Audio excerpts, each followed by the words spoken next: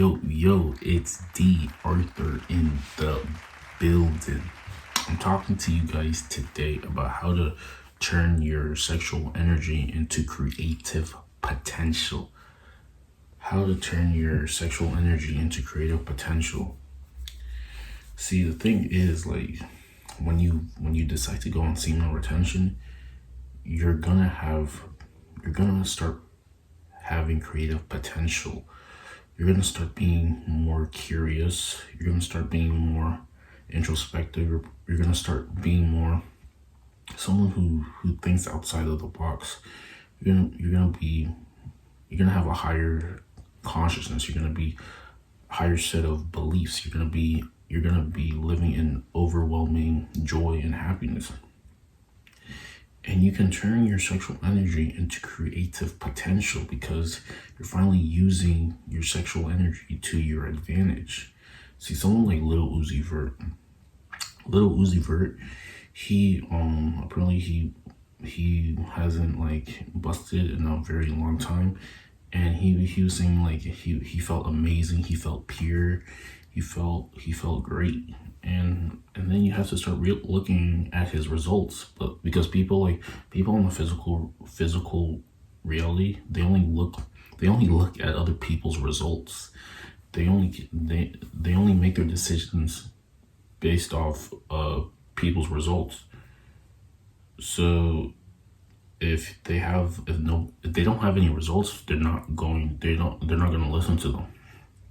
But someone who actually has results, he holds more weight in whatever he's doing, and people will listen to that person. The people listen to the person who is advancing, who found a way to do something in a very exponential way, and now people pay attention to that person. And you can be one of them if you do things properly. So you can turn your sexual energy into creative potential. You can literally be on seed retention for like at least a month or so, and you will start noticing how you're changing in your mindset. Especially, you're no longer living for the flesh. You're living pretty much for the soul. You're living more for the soul instead of the flesh. You don't have, see, the thing what happens is, the reason behind this is because your seminal fluid is reabsorbing throughout your entire body, and it's going from your, let's quote unquote say, nutsack, and it's going up through your body. And then sometimes you can even wonder, maybe on the seventh day, that you just feel something at the back of your neck, like this energy, this really strong energy at the back of your neck, and this is your seminal fluid. So this is a very powerful energy that can really just give you an advantage in certain situations. And if you harness this correctly, it can literally transform your life. Because if you live in a state of overwhelming quote unquote joy, happiness, and you're actually passionate about maybe things that you do, or you find some passion in things that you do, then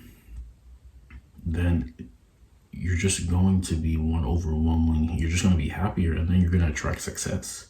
Success comes to those who are curious, who are passionate, who are always exploring, who are always wondering, who are always finding things out for themselves. Success doesn't come to those people who like excuses and like to quit and like to say things like it doesn't work. Success comes to people who are committed, who are curious, who are passionate, and who actually have something in them that makes them want more from life. You either make excuses or you get somewhere in life. This is what it is.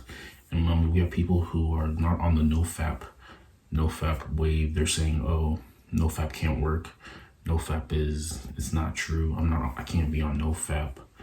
And you start looking at the results, and you start realizing that maybe the results speaks for their mindsets. We are all in life where our mind led us. The difference between a ditch digger And a multi-millionaire is their mindset. The offspring of thought. Both poverty and riches are the offspring of thought.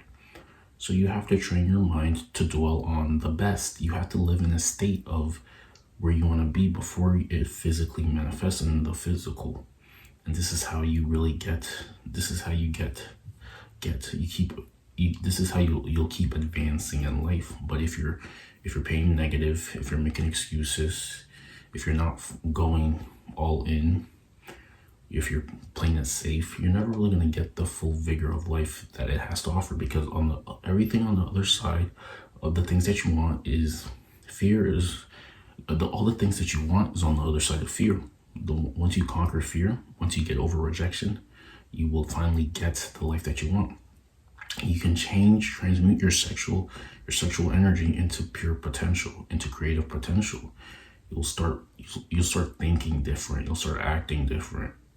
You'll start being different. You'll start being different, and people will start to really notice about what type of person you're becoming, what type of person you are. People will start noticing that you're just someone who's a little bit different than other people. You're just a little bit different.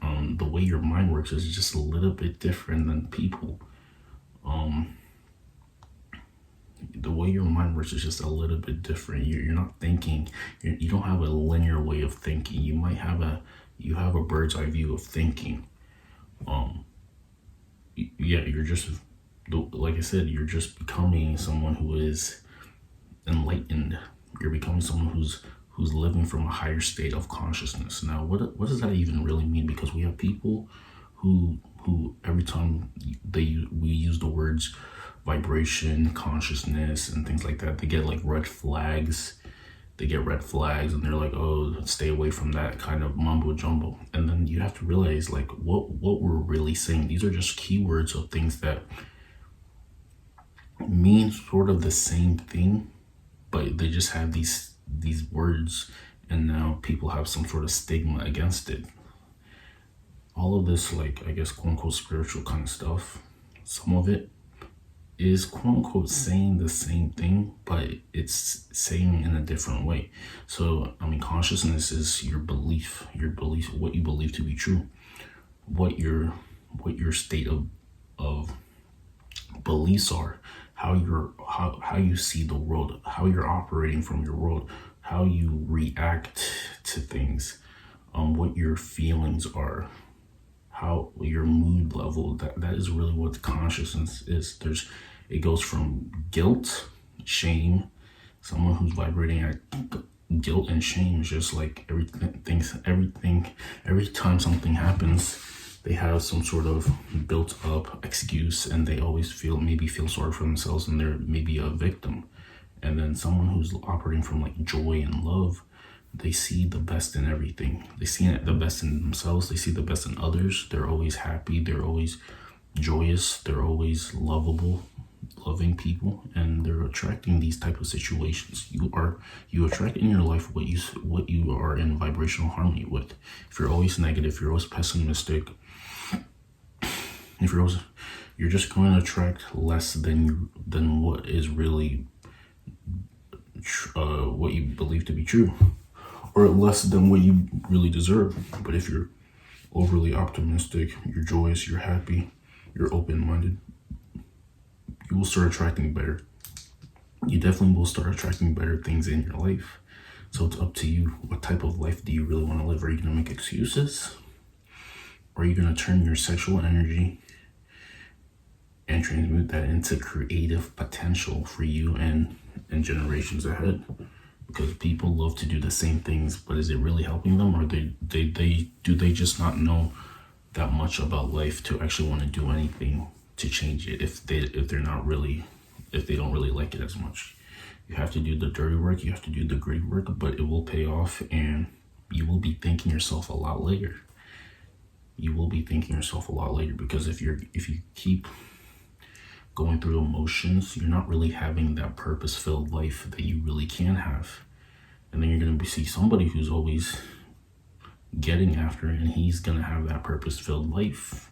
And you're going to be wondering why you're there and they're there. And it all comes down to what they're hardwired to believe, what you're hardwired to believe, what you believe to be true, what you think you deserve, how you see life, your moods, your feelings, and your actions. Yeah. Your mood, your feeling, and your actions. So it's up to you. You transmute your sexual energy into creative potential, or you stay the same and you look at other people have that life that you really want. So I appreciate the comments. Comment, subscribe below. If you have any questions that you want to maybe ask me, maybe you're stuck with something, you need some help.